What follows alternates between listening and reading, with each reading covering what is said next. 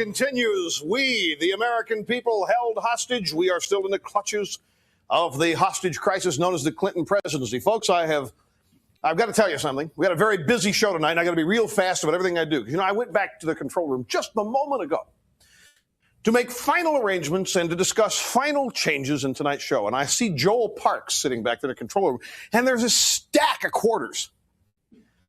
I've had this happen on my radio show when I would say to the meeting show, okay, we got a homeless update, we got a feminist update. They start taking bets on whether or not I'd get it all in. I will wager here that there is a wager back there as to whether I get all the video pieces in tonight's show, right? That's what those quarters mean? Is that right? I knew it. Yeah, see, it's right. Okay. So, and there's a lot to do tonight. So here we got more on Travelgate. This is a real scandal. This is the way we opened the show the other night. George Stephanopoulos, one of travel agents. Joe Biden has his idea of what's going wrong in the White House. Tom Foley is going to tell you why he thinks that you ought to encourage the president's tax plan to pass. And the fourth monitor is a goodie. My friends, this program, depending on when you see it, may be the final program during the prestigious May sweeps. This is the important rating period. It's February, May, and November. Big, important rating sweeps. And I just want to call attention to what we haven't done here. There have been no gay nuns on dope during the May sweeps here. There have been sidewalks that swallowed up my kids.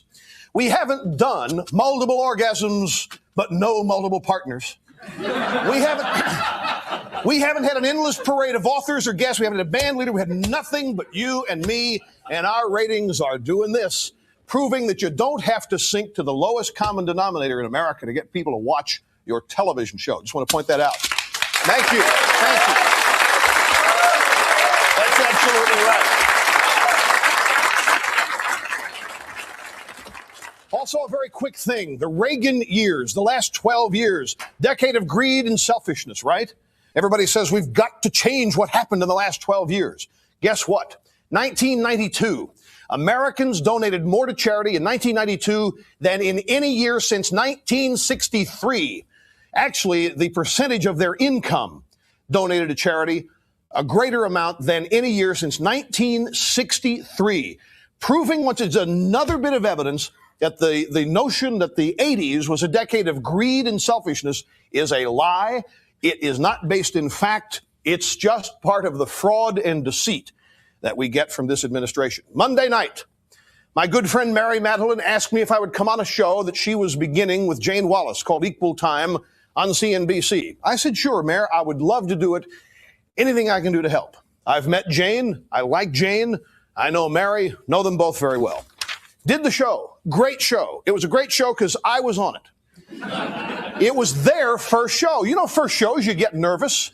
They were a little bit nervous, but I was there. I saved the day. Now, we're just going to deal with the facts here. Now, let me tell you what my Monday was like. Monday, I just got back from a weekend of jet setting all over the country for Dan's Bake Sale. It was a tremendously busy weekend. On Monday, I had a radio show to do. I had 2 of my own TV shows to do. I had 2 interviews to do, and then I did their show.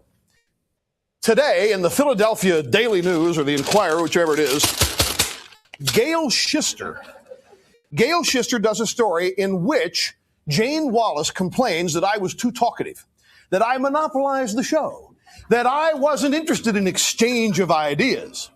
No, all I wanted to do was come and simply dominate the program. She didn't ask questions designed for exchange of ideas. She made me defend my positions. Okay, what's a feminazi? Tell me.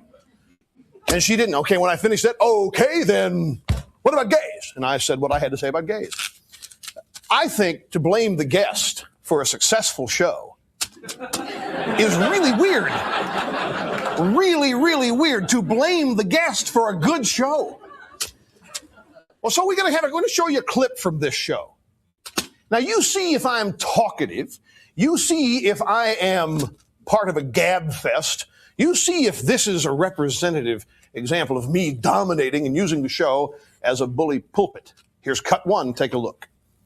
I wanted to ask Rush that if he considers himself a serious political conservative commentator. A lot of talk there. How does he justify some of the theatrics and, for example, like split screen mimicry of some of the people he features, some clips from their speeches on his show? And if he could picture somebody like William Buckley doing that, or George Will, or some of the Phil, other. before Rush answers, do you find anything that he does funny? I do find some of the things he does quite humorous, as a matter of fact. Do you find them educational and informative?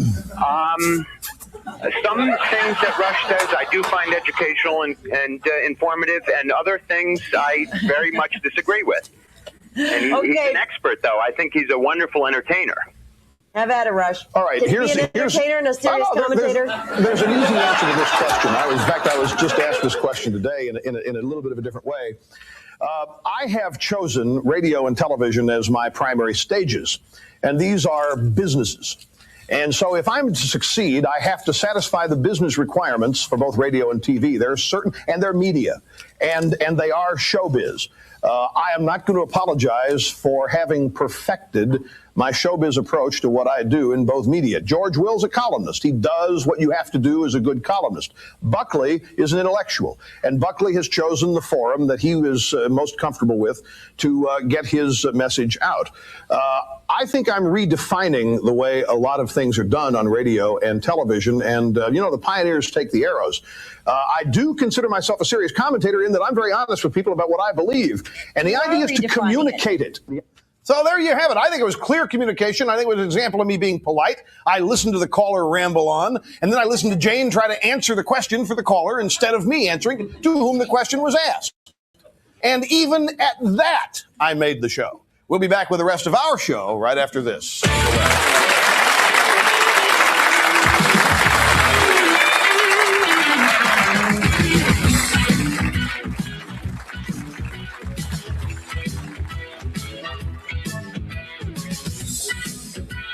Rush Limbaugh, I understand, was saying that your team is a team of destiny and that they were going to do it over the weekend, and Rush professed full faith in you, his good friend, and in your team.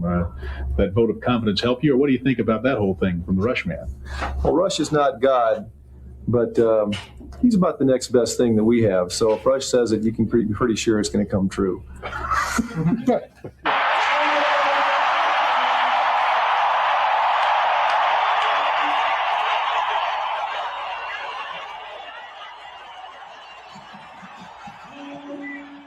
There I am advising Coach Westfall on the plays to call while on the bench.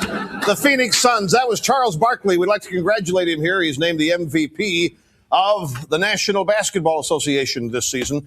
And Paul Westfall said something very interesting. When the Suns traded for Barkley, there are a lot of people in Phoenix who said, Barkley in Phoenix? What are you going to Phoenix is a very conservative town. What are you going to bring him out here for?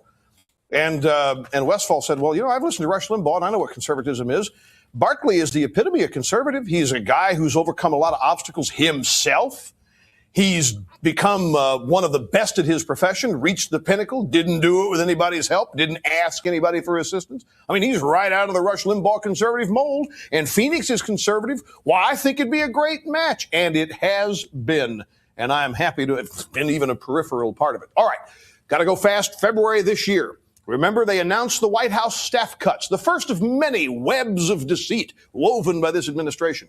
And they trotted out the chief of staff, Mac McClarty. Nobody had seen him up to this time.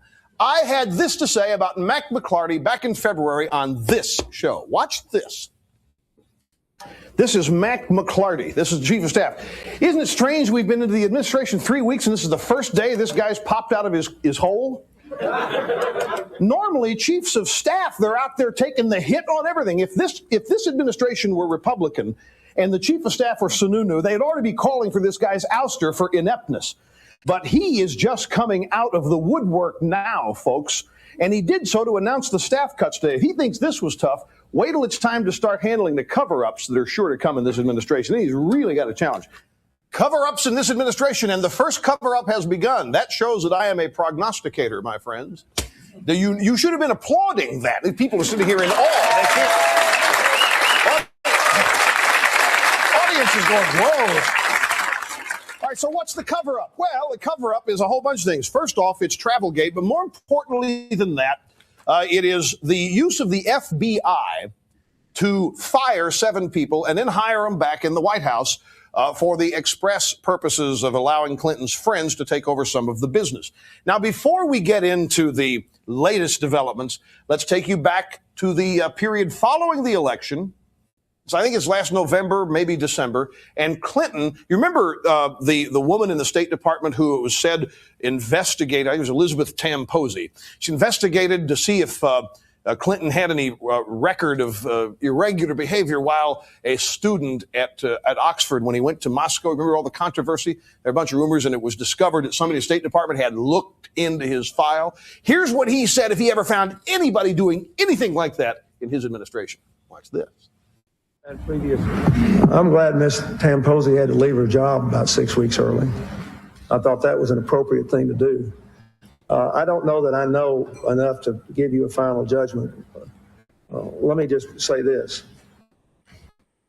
If I catch anybody using the State Department like that when I'm president, you won't have to wait till after the election to see him gone. Let's just substitute FBI for State Department in there. Real tough guy, isn't he? Real tough guy. Well, so it's now happened in his administration. And how is his administration handling it? Is it as he promised? Well, you be the judge. Take a look.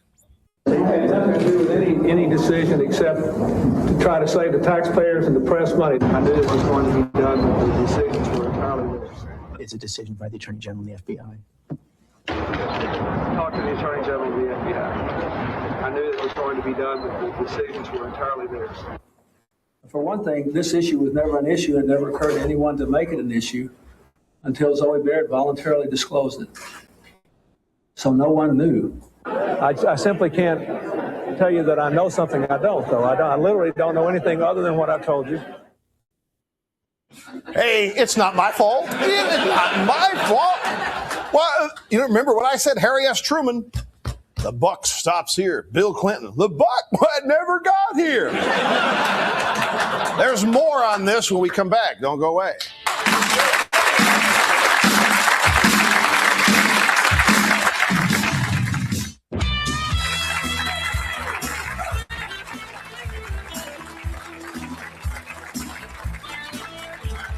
Okay, so we're in the middle here of Travelgate. It is a scandal, and it's not going to go away because the law was probably violated. Ethics certainly were. There's no question about that. The interesting thing is here now to see how this administration handles it. We're right in the middle of showing you how they handle it. So they fired the 7. Then they said, no, wait a minute. We only fired 2. We're bringing 5 back on administrative leave with pay while we investigate them. Then they trot Stephanopoulos out to explain what happened. And here's how that went. In our case, I would just point out that we were simply at the beginning calling the FBI for advice on how to move forward. We were not calling them in, requesting an investigation of any kind. The subsequent context after the auditors continued that. This is such a great policy. Why are you now saying that in the future you won't do it this way? For precisely the reasons that the White House counsel stated in the memo. We want to make sure that there's absolutely no appearance of impropriety. Questions were raised. We want to erase any such questions being asked. The lawyer said nothing was done wrong, but you're not going to do it again. In this particular matter, this is not an occurrence that happens an awful lot. I mean, this is internal security in the White House having to do with personnel. We want to make sure. Instances. The matters come up every once in a while with possible criminal involvement. Sure. We called the FBI. No, we didn't ask them to do anything for it. I'm telling you, folks, I mean, how long is it going to take before people, in fact, I think people are figuring it out, that you just can't trust what this administration says from one day to the next. You can't trust that they know what they're talking about. You don't know if they know what they're talking about and lying to you. That's what I think. Little subliminal thought there. But I really do. I love Helen Thomas, our gal in Washington, who says, well, if you didn't do anything wrong, how come you're not going to do it again?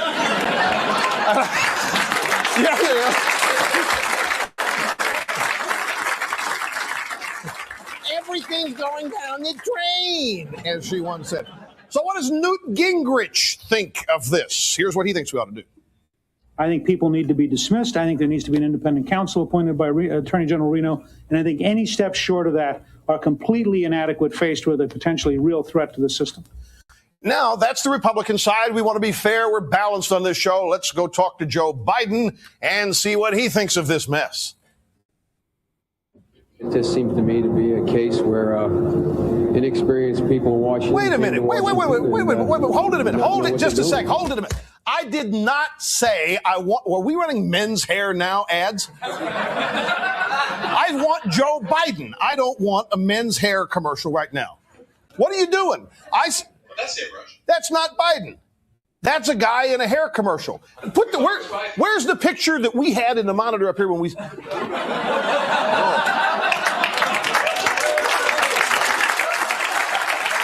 going on? See this? These are transplant plugs. They've been that way for ever since. Well, gee whiz, since the Bork hearings, at least. Are we to believe this stuff's just been growing in the land? It was that way during Zoe Baird. Oh, well. What did he say? It doesn't matter what he said. It's a Democrat trying to defend this administration, and it's probably better for him that we don't show you what he said so that he doesn't look as foolish. Back in a moment. Don't go away.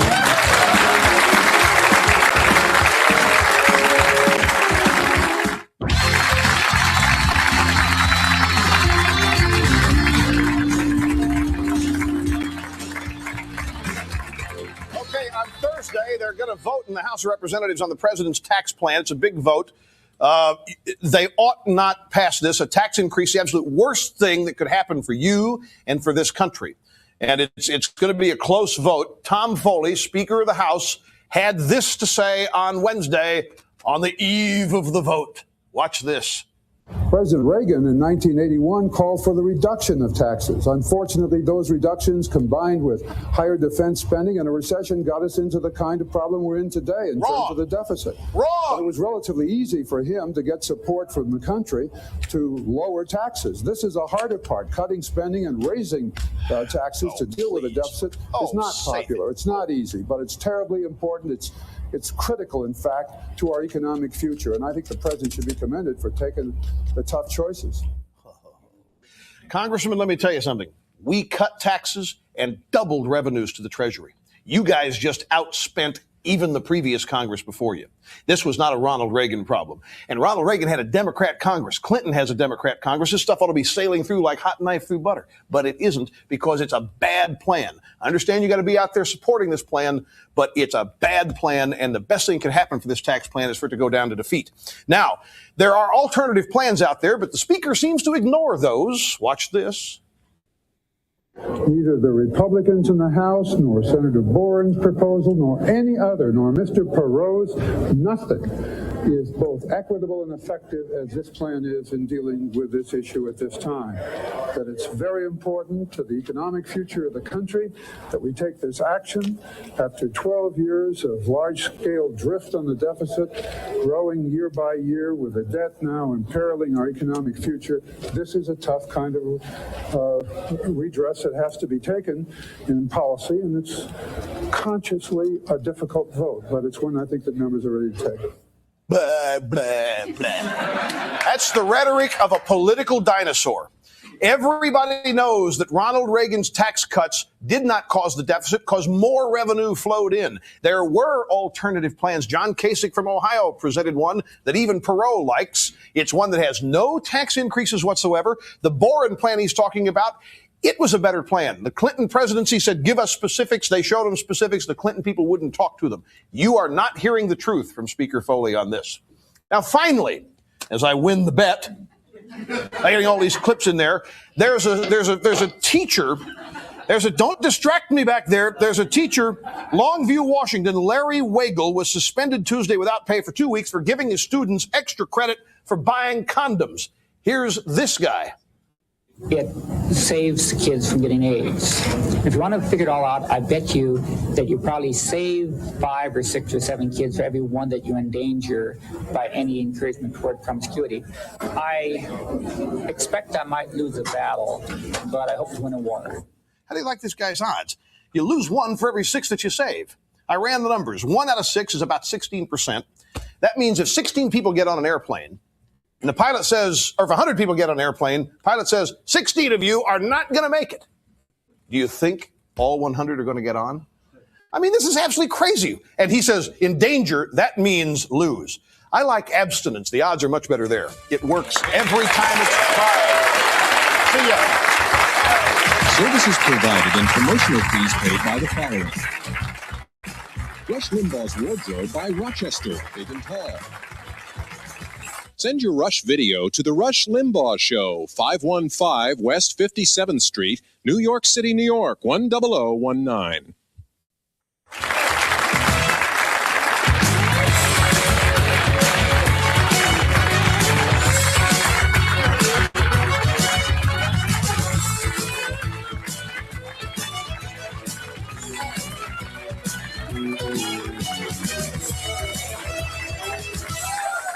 If you'd like to order a video cassette of Rush's TV show for only $24.95, just call 1-800-FOR-VIDEO. For a transcript, send $5 to Burrell's Transcripts, Box 7, Livingston, New Jersey, 07039, or call 1-800-777-TEXT.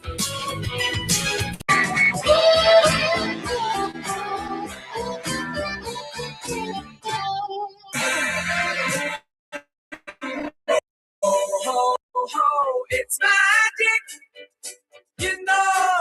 Welcome back to the Wendy Bell radio program. You know, as I was away this last week, getting things ready with the family, moving the kids in, I was scrolling periodically through social media, checking to see what was going